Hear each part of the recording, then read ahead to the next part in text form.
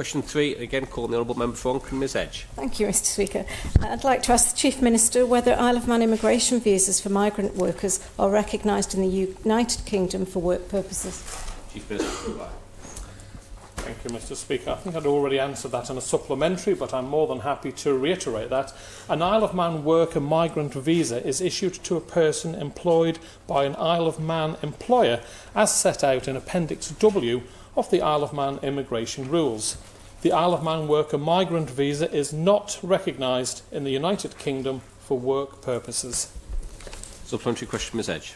Thank you, Mr Speaker. Just like to ask the Chief Minister, would he review and report on the designated job roles for a migrant worker and the basic salary, which is currently set at $20,800, and I believe the list includes a bank clerk.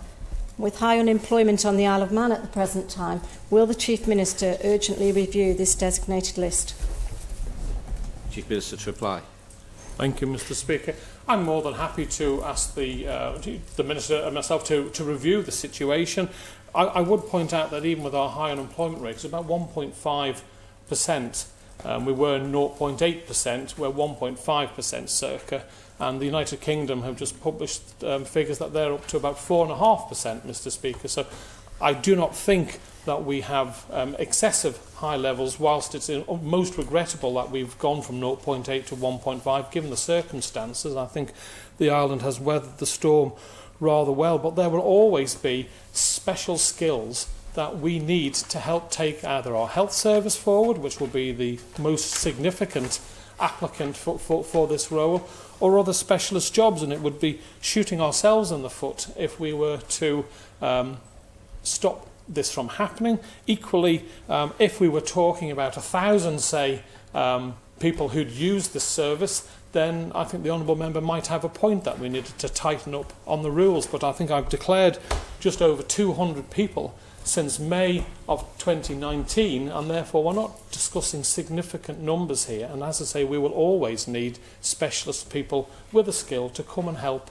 take our economy or our health and social care services forward. Supplementary question, Ms Edge. Thank you, Mr Speaker. And obviously the Chief Minister keeps commenting on May 2019, but how many visas are actually out there in circulation, and at what point does the individual become an actual resident of the island? But the question I want to ask the Chief Minister, I don't believe I heard him commit to reviewing. I believe there's 200 job designations. So if we need 200 types of specialists on the Isle of Man, we have quite a serious issue, I believe.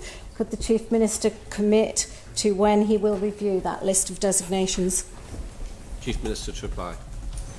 Thank you, Mr Speaker. I believe residency is 5 years when you've been working here as a migrant with leave to work here.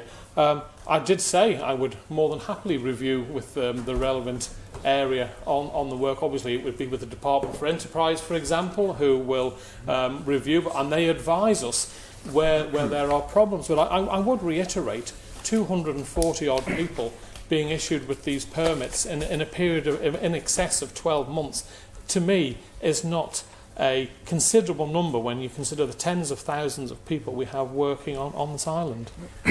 Final supplementary, Mr Thomas. Thank you, Mr Speaker. Does the Chief Minister agree with me that the claimant count estimate of unemployment, which the Chief Minister cited, actually underestimates the internationally defined amount of unemployment on this island, and so it's helpful for people to remember that the unemployment is approximately double the claimant count? Secondly, does the Chief Minister agree with me that we need to have a wider review of this beyond just the Department for Enterprise, because it could be perceived from outside that the Department for Enterprise, which primarily thinks about corporate and enterprise interests, is actually conflicted, and perhaps we need to go back to the forming a committee, as I think I proposed when the legislation was going through in 2014, to review this more independently, because I believe, Chief Minister, that at one point the limit was 25,000 and it was reduced to 20,000. at one point. So I think now is the time, does the Chief Minister agree, to review this more independently than just the Enterprise Department looking at it? In terms of the first part of that question, Chief Minister, about the unemployment and how it's measured, that's way beyond the scope of the question. But in terms of an independent review of the system, call the Chief Minister to reply. Thank you, Mr. Speaker.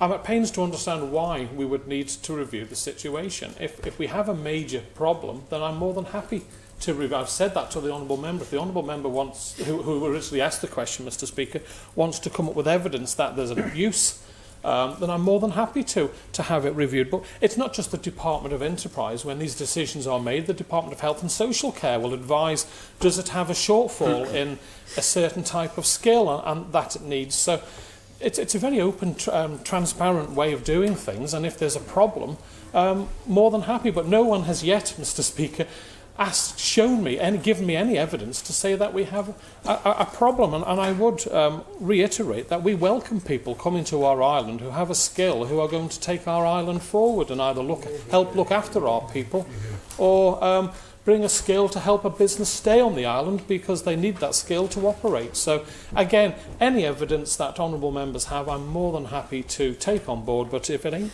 broke, don't fix it. Thank you.